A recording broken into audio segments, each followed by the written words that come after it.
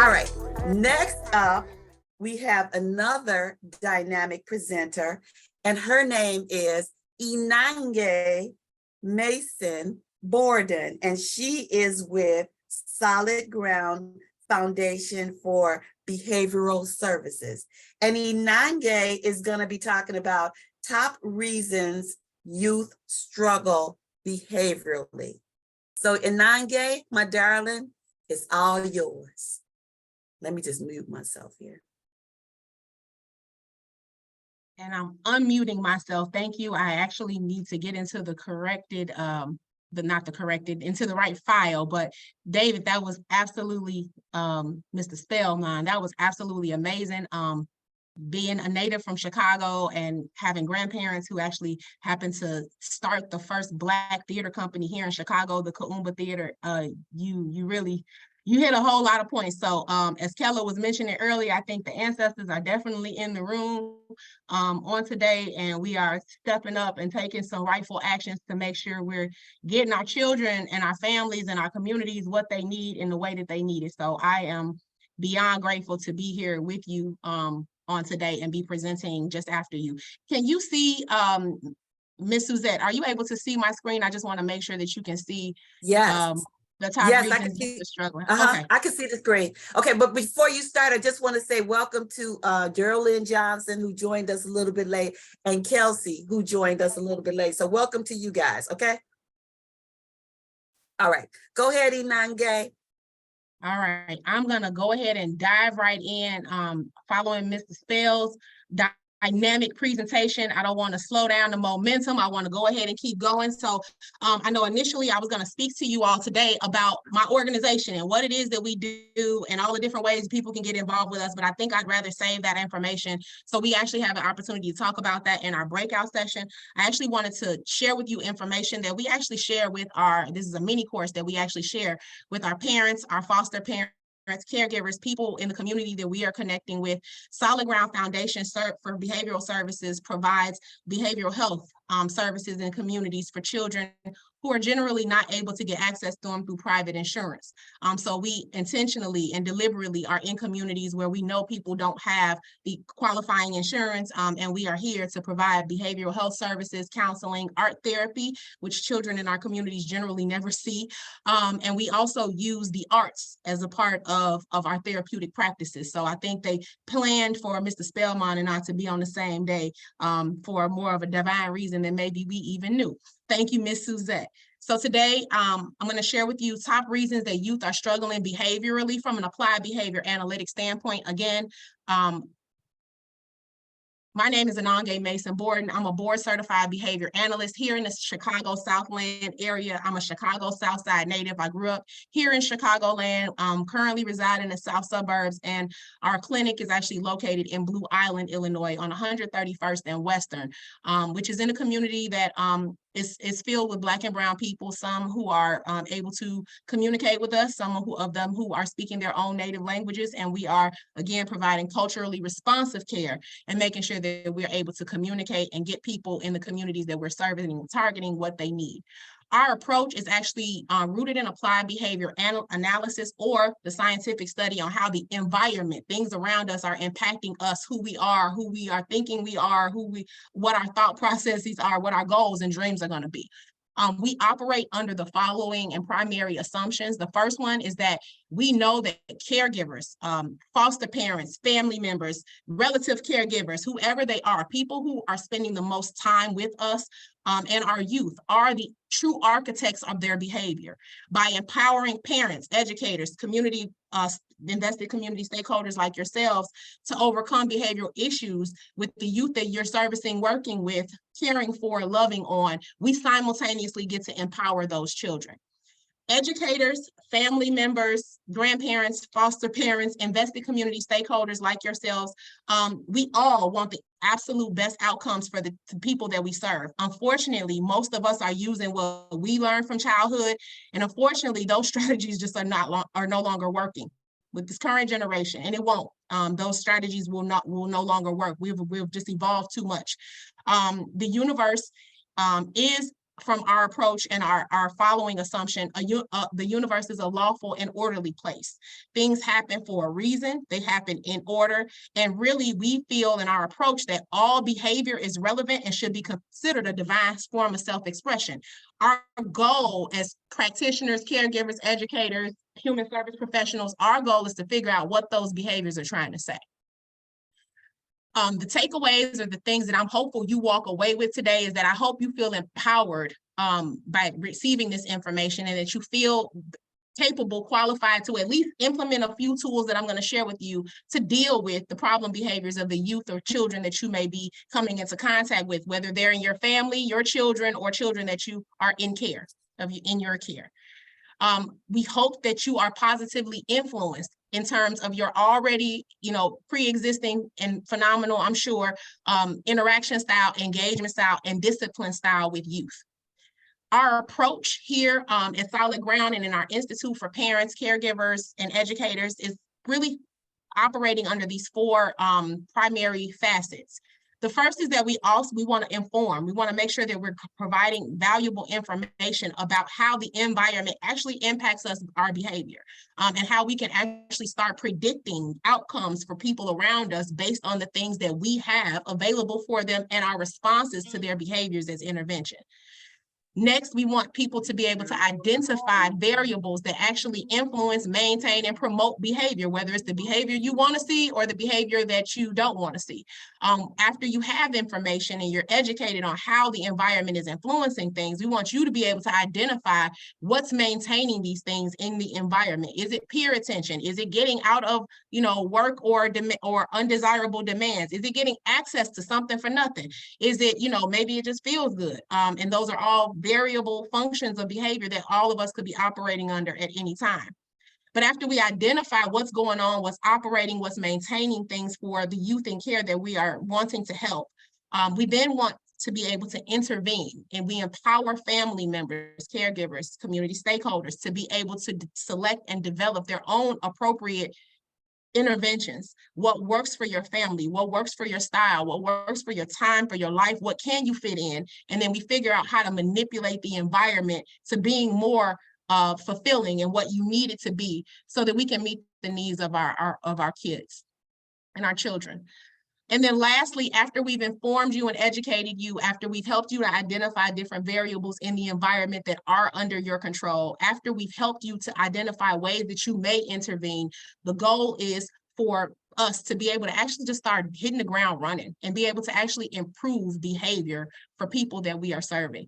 And as value educators and advocates and change agents for the youth in care that we are servicing, we want families to walk away from the services that we provide feeling empowered to be able to actually make a difference, whether that's helping us to advocate at the medical doctor or helping you to communicate with a naturalist or figuring out other ways to arrange the environment so that we can get better behaviors that may not include medication at all. The problem that we attempt to remediate or minimize is that we know that parents and caregivers of children who have persistent, ongoing problem behaviors, mental health concerns, behavioral health challenges, those families, those parents are more likely to experience isolation from their own family and friends. So their circle of support gets smaller because I can't take these bad kids nowhere. We can't go to the grocery store. I can't go, visit my friends. I can't go to family outings because family members say negative things about my kids and I'm not ready to deal with that, or I don't know what to say. It's offensive. So we wind up being isolated ourselves. Additionally, parents of children who are suffering from severe problem behaviors are more likely to experience work instability. When the school is calling, when the place is calling, the daycare is calling, and you got to come pick them up because we can't deal with this anymore. It's hard for me to keep a job and show up to my job every day at the right time if mornings are historically rough because of behaviors.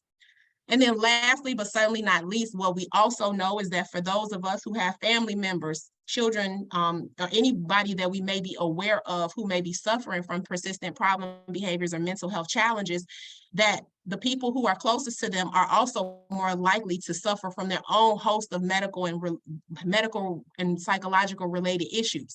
High blood pressure, stress, anxiety. I'm feeling nervous. I'm feeling depressed because I feel sad for what's happening and I'm feeling powerless and I don't know how to change it. So we all are at risk for experiencing these things if we're coming into contact consistently and reliably with things, behaviors from our children that are just not expected.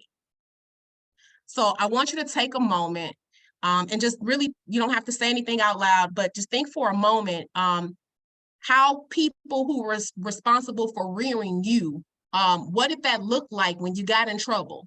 If I did something bad, what happened at home? Maybe you got a phone call home, you had a rough day at school, and you knew you were going to be on punishment.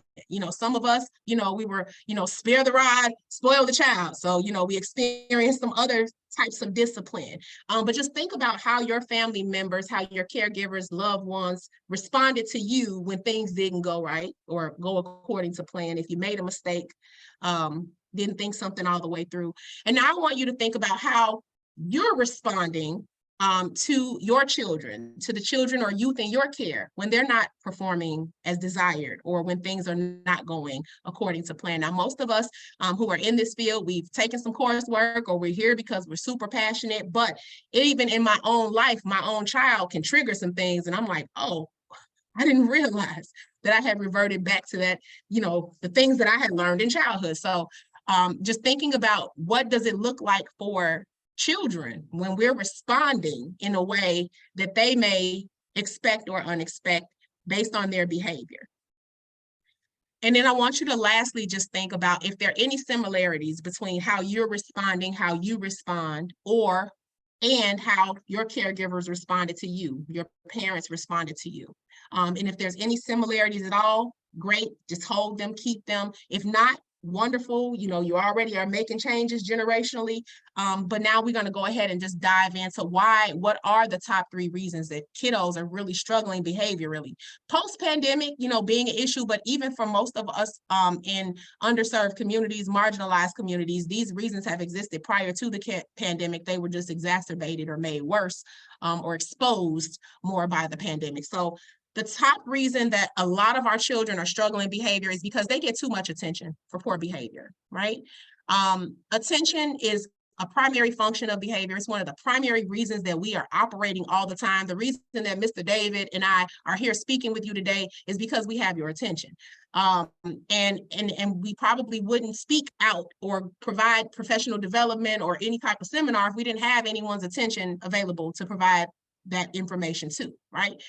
So the same way, for many of our youth, they are receiving a whole lot of attention. No, stop, don't. What are you doing? What the heck? Why are you? Right? They get a lot of attention for poor behavior. So because attention doesn't discriminate, and we say there's no such thing as bad press, so to speak, it's important for us to know that any form of attention will serve to increase, exacerbate, improve the behavior that you are giving the attention to. So whether it's don't, stop doing that. Why are you doing that? Didn't I tell you? They're all forms of attention to a behavior that you probably don't want to see more of. So how do we arrange that contingency now that we know how attention works and we know that problem behaviors occur? One of the reasons is because they're getting too much attention. How do we rearrange that for ourselves and for the people that and the parents that we come into contact with? Well, we teach them. We teach them how to provide attention to the good things that they do want to see. We call it catching kids being good, right, Mr. Spellman, right? We catch them being good and we tell them, oh my goodness, I love the way you expressed yourself properly and you didn't pulverize the person next to you when they, accidentally knocked your thing down or said something negative. We catch them in the absence of challenging behavior and we rearrange and give them attention for positive things. And we teach them that, oh, I can get attention for good stuff. So I'm a mom. I have a 9-year-old son. I tell him, you get to decide which mommy you get. You want warm, fuzzy mommy or you want, screaming bear mommy? Totally up to you. Either way, it's your choice, but it's based on your behavior. And you do have an opportunity to make choices. And I can catch you demonstrating positive things because the reality is nobody is misbehaving all the time.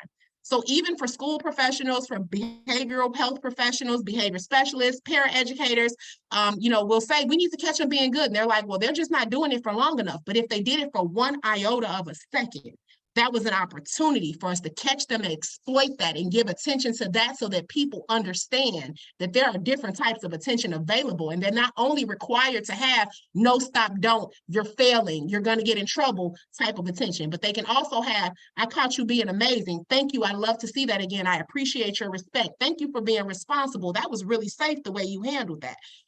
We're teaching using attention, and how we're directing our attention does indicate to people around us what we're available for.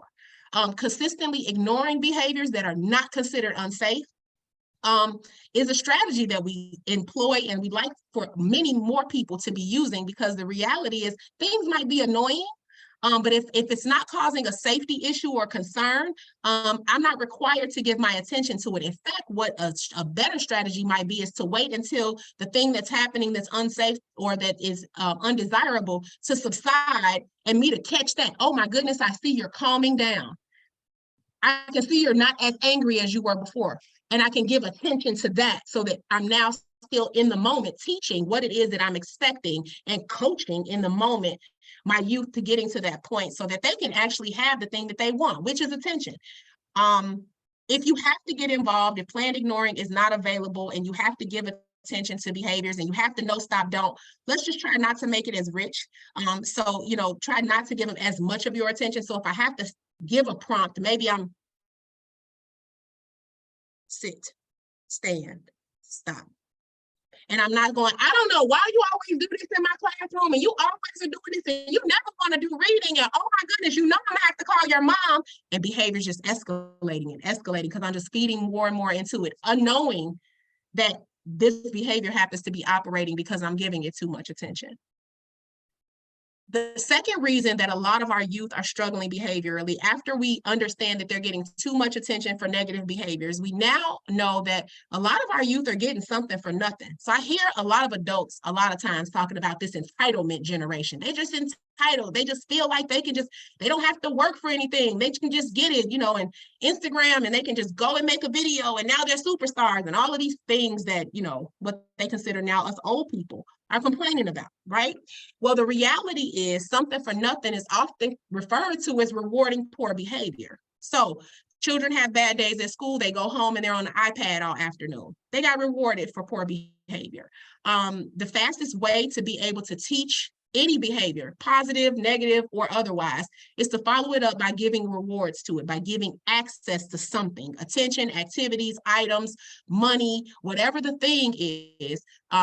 Giving something for nothing is the quickest way to teach someone how to get access to things without performing or rising up to the occasion. So a minor example of this is, you know, the screaming baby in the grocery store. Parents are coming through the aisle. We pull up, we're putting our groceries there, and there's candy and all types of fun stuff and toys and coloring books, and children start yelling and screaming. And a lot of parents will say, oh, I'm sorry, you must want something. Okay, here, just take this and just stop screaming. And now we've taught that child that in the future, if they want something, all they have to do is yell, scream, or act out, and they can have what they want. Now, 15 years later, I'm in the store with a 16-year-old, and they want a candy bar, but they don't have enough money.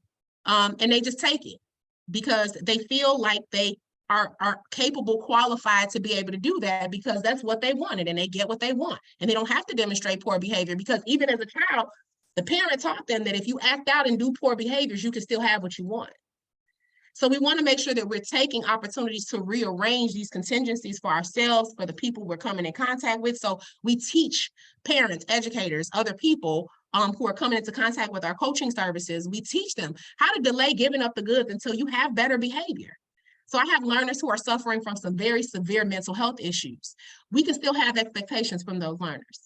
The reality is that we're operating all the time under different and various functions of behavior. So if you want to have access to said item, then you must do this. So first work, then play, right? And maybe the amount of work isn't all the homework or all the social studies or all the things that they're required to do. But maybe it's, I'll help you, you do some, I'll do some, we'll work together, we'll get it done. And once it's done, and now you have access to the thing. Now, even if I have to help you, that's okay.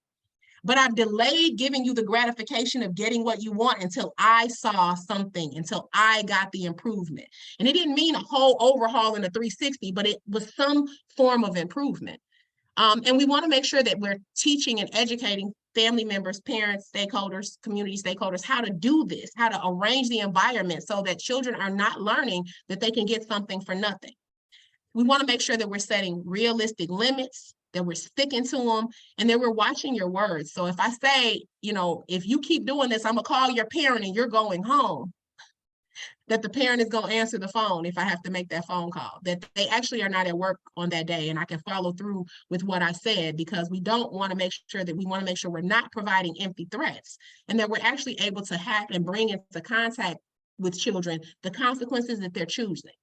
And oftentimes, if they are shielded, if they are protected from coming into contact with consequences, they learn that they can continue to demonstrate poor behavior and not have consequences for it and still get the things that they want, which we, you know, again, we call entitlement for some of us, but in the clinical world, it's often referred to as just rewarding poor behavior or something for nothing.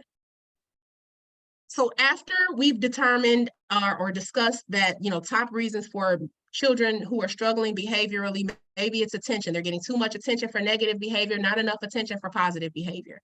That they may be getting something for nothing, and we need to maybe possibly rearrange contingencies so that they understand that there's a requirement first to do something, whatever that thing is, better behavior, clean your room, you know, no infractions at school, you know, do your chores on time, avoid, you know, making a mess, whatever those expectations or things or behaviors are, that we're making sure that they are contingent and that they are having access to wonderful things that they want contingent upon their behavior, not just out of a vacuum because, you know, we want them to be happy and have all the things that we didn't have when we were growing up, right? The last reason of the top reasons that a lot of our youth are struggling behaviorally has to do with them being fluent in punishment. I get asked a lot as a behavior analyst from a lot of educators and parents alike. They'll ask me things like, you know, what's the difference between children who are good and children who are bad? Which I don't necessarily like good and bad. What's the difference between children who are well-behaved and children who struggle with being well-behaved? In my clinical and professional and personal experience, the reason for that is really simple. Children who have wonderful behavior, who are able to, you know, get through school, through life with, you know, minimal negative attention from people around them, generally have a different set of experiences than children who are not well behaved. So children who are well behaved, they get positive notes home, they get stickers, they get green writing on their papers that say way to go, they get smiley faces. People are telling them in the hallway how amazing they are. Your parents come up to the school, to the church, and the community, and they're telling them how amazing you are, even when your parents aren't around. You get to participate in different activities. You get to go places with different people in your family. People want you to spend the night and hang out and come to their kids' birthday parties. There's a whole set of experiences that is very different for children who are well-behaved versus children who are not. Children who have struggled historically with poor behavior have a different set of experiences. They're getting phone calls home, but they don't look the same as the children who they're telling them, you know, sending positive notes home. They're getting put out of class because their behavior is not worthy for them to be with the group. They've been separated. They've been taken away. They've had paperwork trails and people coming to ask them questions that they don't ask other people. There's a lot of other experiences. You know, they're not invited to summer camps. They're not able to participate in community outings. They get banned from the community rec center because they made a mistake or did something and people are not understanding of what the circumstances are. There's a host of other negative experiences that children who are not well-behaved experiences versus children who do. So the reason that that's important for us to talk about is because when we're talking about children being fluent in punishment, how are we motivating them to have better behavior? Like what Mr. Spellman was saying earlier, how are we actually getting in and encouraging them and uplifting them to become the people that they desire and dream to be? We find our balance. So we have to, just like catching kids being good and in the absence of challenging behaviors, telling them how amazing we are. We have to find our balance. We can't punish for everything. I walk into schools and places, daycares even all the time, and people are like, there's no consequences in place. And I'm like, yes, there are. There's good consequences and there are bad consequences. They got out of the work, they destroyed the property, they got the attention, they got the thing they weren't supposed to have. It's working for them. It's important for us to find a balance. So for as much as we focused on what I'm going to take away, we have to have just as much or actually more, doubled or tripled opportunities for how to build and uplift and encourage you when you are having the absence of challenge and behavior. We should be putting more energy into building up our children's positive self-image than we do correcting them, telling them that they're wrong, recorrecting them, and having them fix it again. We have to rearrange how youth perceive adults, and not only be interacting them when we're being in an authoritarian way or when something has gone wrong. For a lot of parents who are working, they are coming into contact with their children. If I got a phone call from school, and if I didn't get a phone call from school, then you're off my radar and we don't have anything to talk about. And we actually it should be maybe possibly just the opposite. We should be talking a whole lot when you're having wonderful days, and maybe not spending a whole lot of time and energy talking about the things that went wrong in a negative, non-supportive way. So let's spend less time playing whack-a-mole and trying to put out all the little naughty fires that are happening, and actually start building youth and young people up by catching them demonstrating the things that we know they're fully capable of. And they are doing it. It's just that when they're doing it, they're not getting the attention to it. They're misunderstood, so maybe they're experiencing punishment for it. And it's important for us as caregivers, as caring adults around these youth, to be able to switch it up on them and let them know that we're just as flexible, that we have other sides to us, that we don't only have negative attention available, that we want to uplift them, that we can teach them how they can earn and work towards goals and not just give them something for nothing. We can also encourage them and enhance their lives and minimize the impacts of trauma that they're experiencing outside of us that we don't have control over, by making sure that we're not trying to punish them every opportunity we get. That actually concludes top reasons why our youth are struggling behaviorally. If you have any questions, you can always, of course, feel free to contact me directly. I will put my information in the chat. In the 15-minute breakout session, we can talk about all the other business things that we want to talk about, but I really just wanted to give you information that I hope you can walk away with and maybe use on a kid today. Whether it's catching them being good, implementing some other strategies. But that concludes my presentation as my voice goes out. Thank you so much, Inonge. You and David, my heart is like so full right now. Oh my God, this has been absolutely fantastic. And I am glad that I could bring both of you guys together. And so now.